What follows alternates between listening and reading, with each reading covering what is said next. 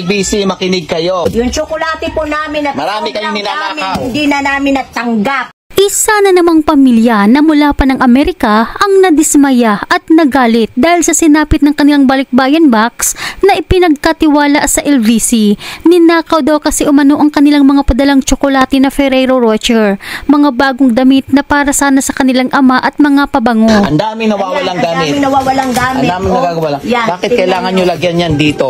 Para ma-hide ninyo na pagkatapos nyo buksan yan, lalagyan nyo ng ganito? Tape. Yan, ganyan ang gawain ng LBC. Oh, ayan, ayan. Bukas na ito, nilagyan nyo lang ditong cargo. So, ang magnanakaw LBC, mga putang ina nyo. Sino ba naman kasi ang hindi mapapamura, mga kababayan? Biruin nyo, pinaghirapan mo, dugot pawis ang puhunan. Tapos ang laki pa ng ginastos mo para makarating sa Pilipinas ang balikbayan box. Tapos ganito lang kadali pag nakawan.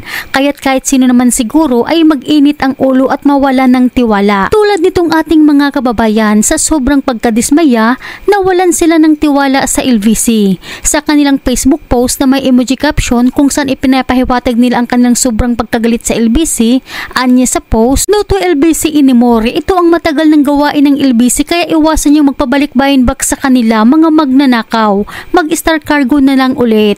Sa isa pang video, ipinakita nitong ating mga kababayan ang kanilang balikbayan box na tinakpan lang ng tape kung saan dito siguro hinuhugot yung mga nawawalang laman sa kanilang balikbayan box. LBC, makinig kayo. Isinilod namin ang maayos ang box mula sa Amerika. Pero nagtataka kami, bakit kailangan yung balutin ng panibagong ganyan? Bakit? Dahil para maitago ninyo ang pagnanakaw na ginawa ninyo, mga putang ina nyo. Tingnan mo yan. Ayan o, pinagbubuksan ninyo LBC. Ha? Tapos isisil nyo ng ganito kung di ba naman kayo mga tarantado. Yan ang gawain ng LBC. Kaya kung ako sa inyo, iwasan nyo magpadala sa LBC. Huwag nyo tangkilikin ng LBC na yan. Kasi pagkatapos nilang nakawan, baklasin, gaglagyan nila ng mga ganito. Yan, matagal nyo nang gawain yan. Matagal nyo nang ginagawa sa amin yan, mga nasa abroad. Yung tsokolate po namin at marami kayong ninanakaw. Hindi na namin natanggap. Ganito rin ang nangyari sa balikbayan box ng isang OFW. Ninakawan ng mga sapatos at mga tsokolate. Ipinakita ng ina ng OFW ang balikbayan box na padala ng kanyang anak sa LBC, kung saan tinakpan ng tape ang butas para siguro hindi mahalata ng pamilya na ninakawan ang balikbayan box na padala ng kanyang anak. Dito na ako nagtaka, magkaiba yung tape nila at saka yung tape ng anak ko. Ayan, buksan natin hanggang dito. Kasi magtaka ka, bakit ito merong pula na? Yan, iba sa tape ng dati. Baka naman.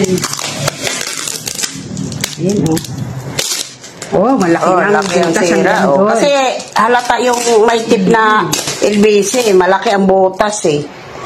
Halatang meron pa. Tanggalin lang natin lahat na. Yun ang hindi natin. Yan. Yan. Siya, hanggang dyan ang binuksan. Yan. Tatanggalin mo pa to. Taglir. Hindi, makita na yan. Kahit di mo natanggalin yan. Makita mo kung gano'n kalaki yung yan, hanggang dito ayun, yan, ganyan siya kalaki. Kaya piliin nyo ang mapagkakatiwalaan, mga kababayan, dahil hindi lang pala bukas bagahe ang problema ngayon. Pati pala mga balikbayan box, inaoperahan na rin ng mga magnanakaw.